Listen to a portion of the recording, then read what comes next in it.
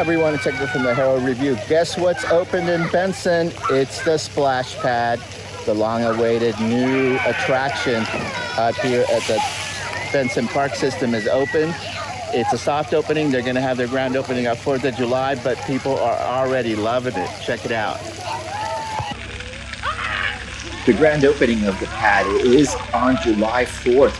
You can get a preview by going to Lions Park and checking it out this weekend.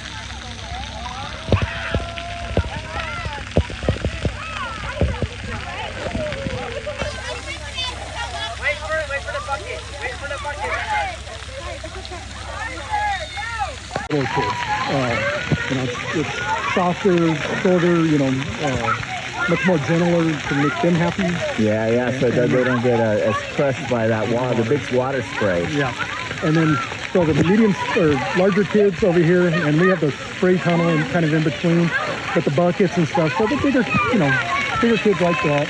And then of course then you get the big tower. You got two buckets. The top one's about 10 gallons. The one inside the tower is about 30 gallons. So what's the timing on that? How often is this supposed to gush out?